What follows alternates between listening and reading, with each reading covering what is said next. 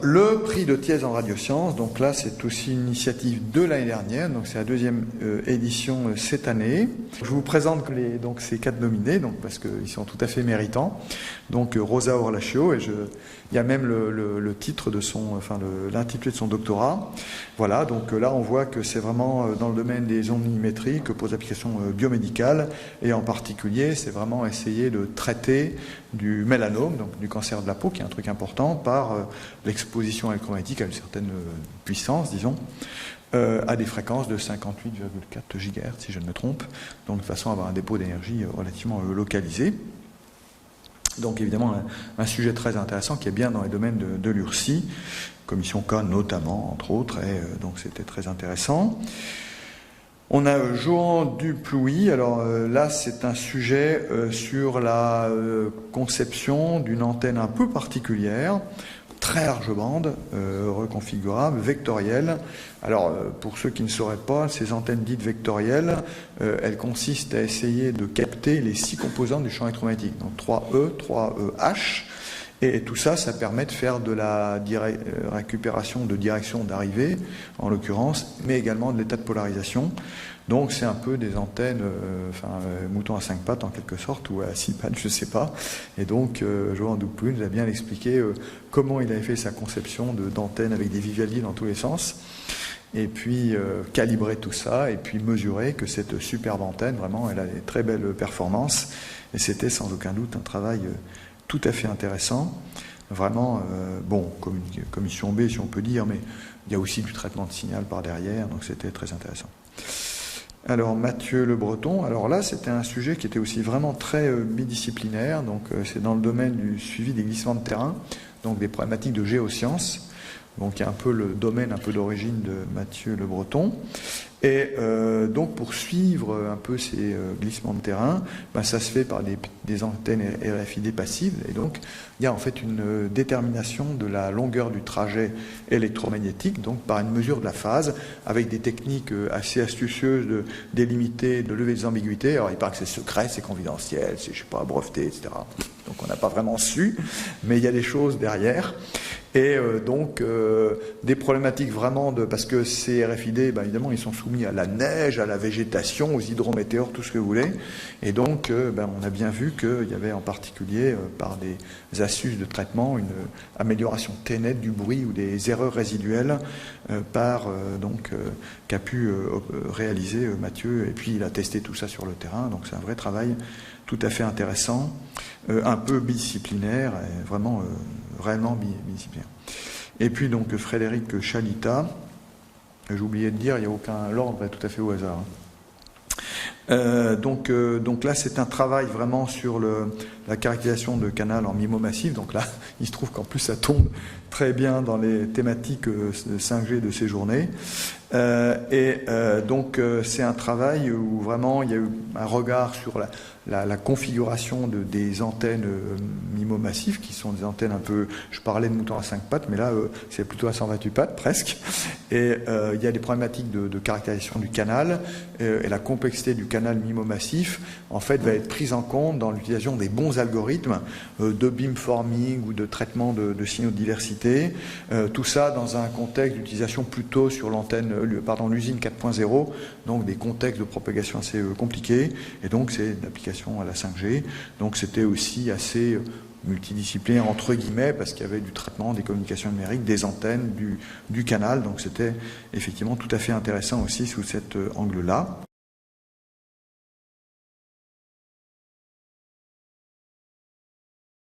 Bonjour, je m'appelle Frédéric Chalita, je viens de l'Université de Lille et je vais vous présenter les travaux de ma thèse.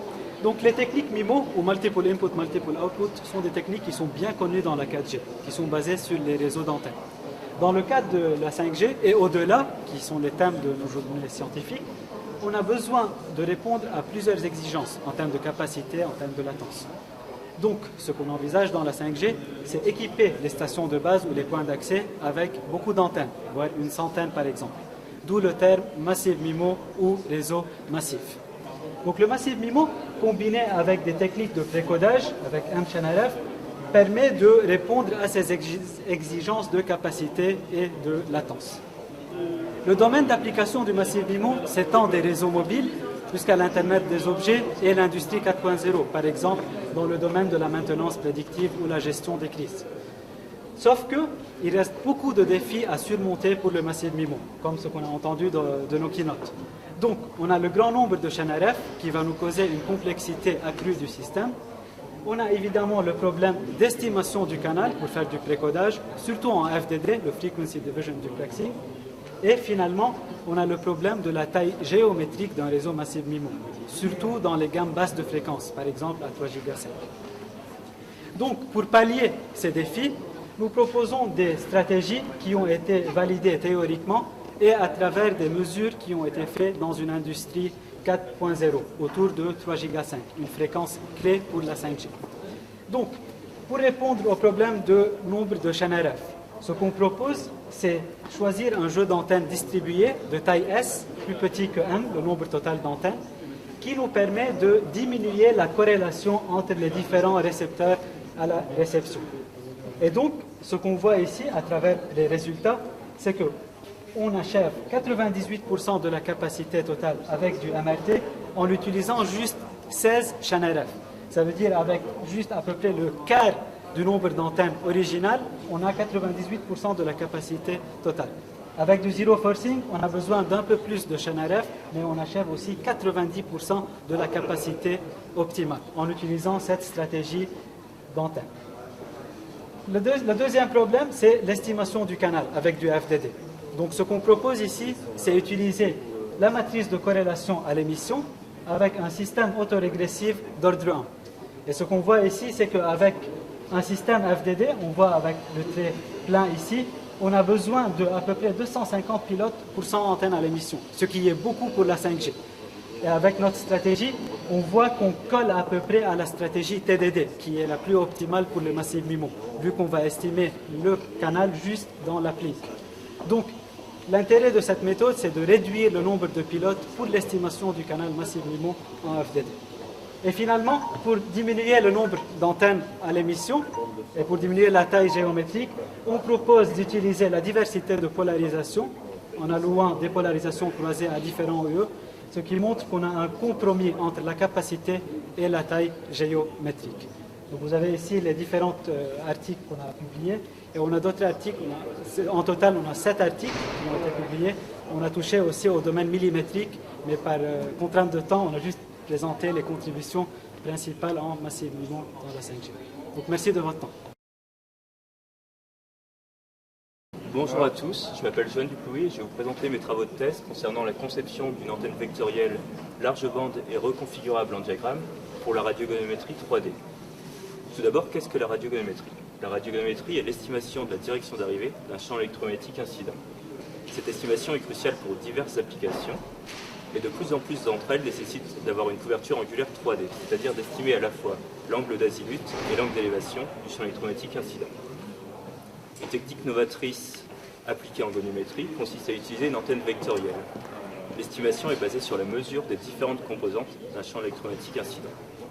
Cette mesure est permise grâce à 6 dipôles orthogonaux et colocalisés, constituant l'antenne vectorielle, à savoir 3 dipôles magnétiques et 3 dipôles électriques. L'objectif de mes travaux de thèse était de combler, en fait, dans la littérature, le pan manquant concernant la conception des antennes vectorielles, à savoir concevoir une antenne vectorielle passive, large bande et compacte. Au cours de mes travaux de thèse, 2 antennes vectorielles ont été conçues.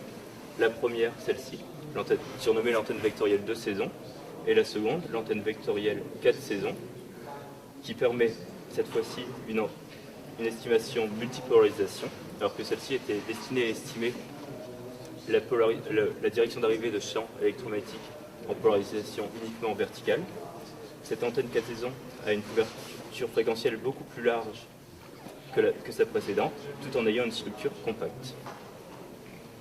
À la différence d'une topologie conventionnelle d'antenne vectorielle, la mesure des différentes composantes du champ électromagnétique incident est réalisée ici grâce à un arrangement original d'antenne Vivaldi. La synthèse des différents dipôles est permise en recombinant les différents accès de ces structures Une question est alors survenue. Est-il possible de tirer profit de cette reconfigurabilité en diagramme de ces deux structures?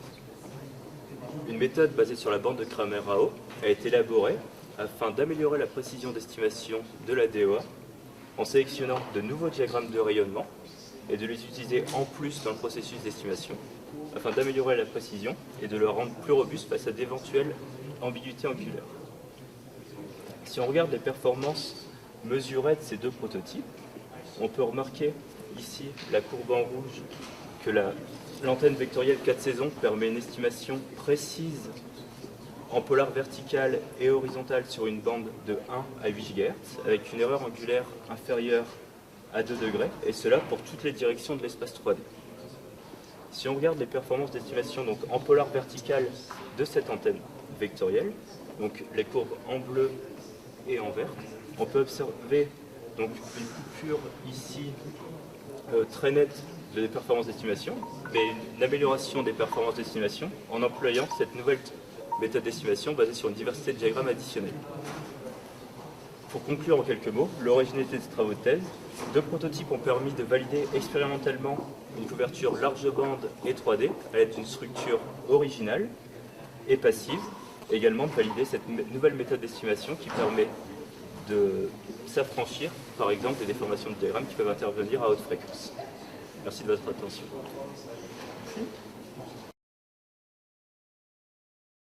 Bonjour, Mathieu Le Breton. J'ai fait ma thèse à l'Institut de sciences de la Terre, à Grenoble, sur les glissements de terrain. Ces mastodontes de terre qui dévalent des pentes et détruisent tout sur leur passage. Mon but était de développer une méthode pour surveiller leurs déplacements, qui soit à la fois basée sur des capteurs passifs, pour les déployer en grand nombre sur l'ensemble du glissement et à bas coût, et radio pour fonctionner quelles que soient les conditions météo.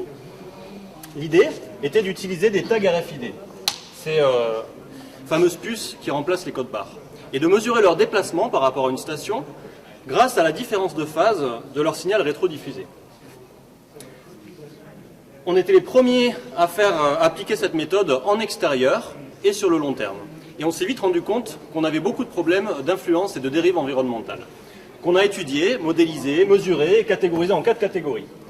La transmission dans des milieux complexes, comme la végétation ou la neige, la réflexion au sol modifiée par ces milieux, la température des instruments et l'eau qui se couplait à proximité des antennes.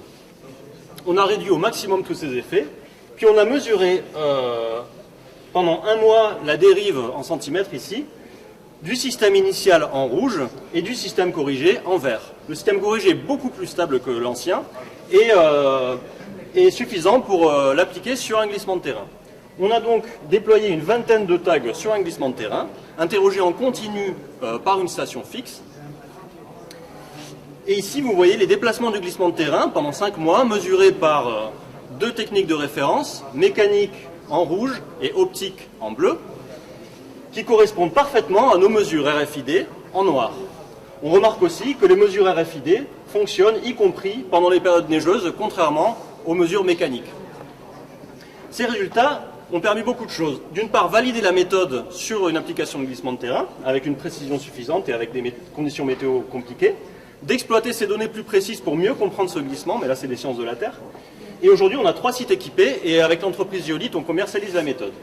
Mais on ne va pas s'arrêter là, parce qu'on pourrait déployer ce genre de tag dans beaucoup d'autres conditions pour surveiller des variations de l'environnement.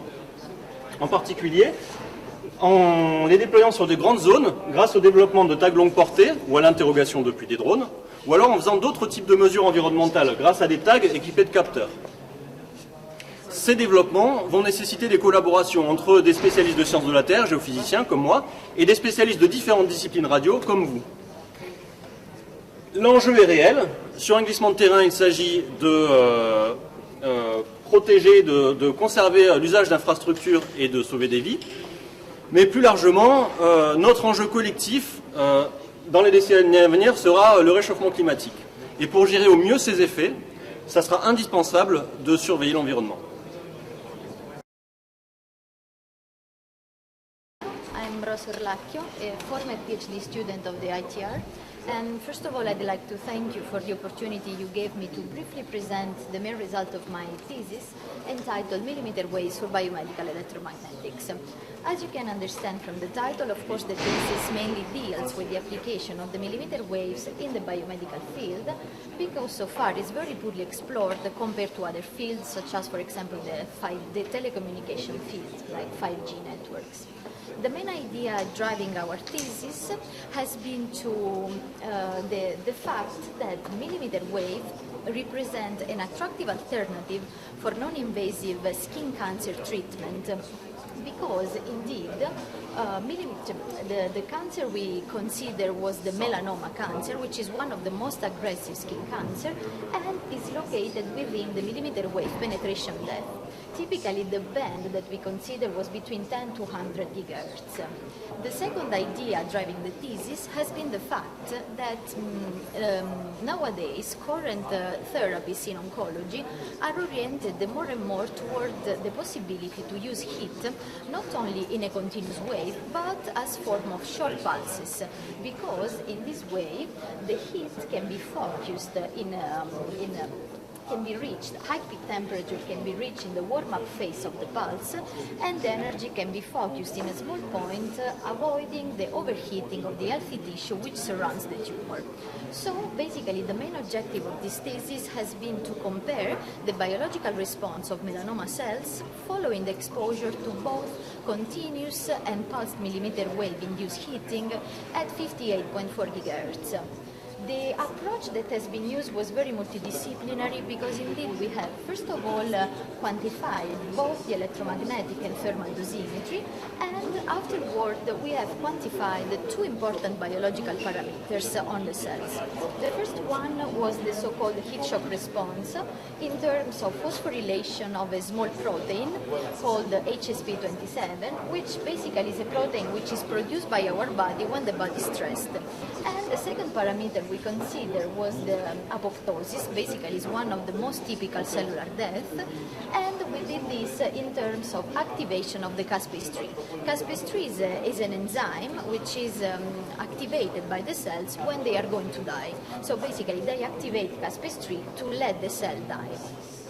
The main results that we obtained were very interesting, because if you observe here, we can see that cells after the application of the pulses were more stressed, and afterward we observed that they died more, in the sense that after the application of short pulses of 1.5 seconds, we observed a higher response in terms of death.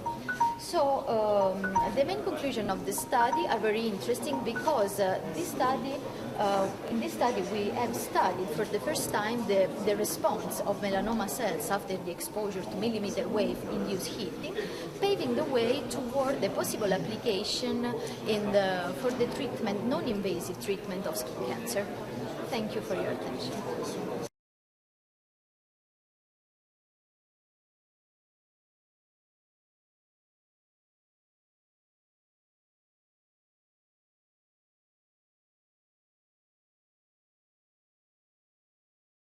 Voilà, et alors la question maintenant c'est qui c'est le lauréat, puisqu'il y en a 4, mais malheureusement, je ne sais pas où heureusement, alors heureusement pour le lauréat, malheureusement pour les 3 qui restent, et la question, qui est le gagnant? Et voilà, et c'est Frédéric Chalita. Alors on va le faire venir quand même sur la scène, il va nous dire quelques mots, et puis on a un petit truc à lui remettre, là on a même 2 petits trucs à lui remettre. Alors déjà c'est un beau diplôme, alors, en fait il faut le signer aussi. Hein. Alors comme il va être signé par le secrétaire général de l'URSSI, donc on va les faire signer après coup, mais quand même c'est un beau petit papier, c'est le genre de truc qu'on encadre. Hein. Voilà. Félicitations. Alors félicitations. Merci beaucoup. Merci, félicitations. Merci.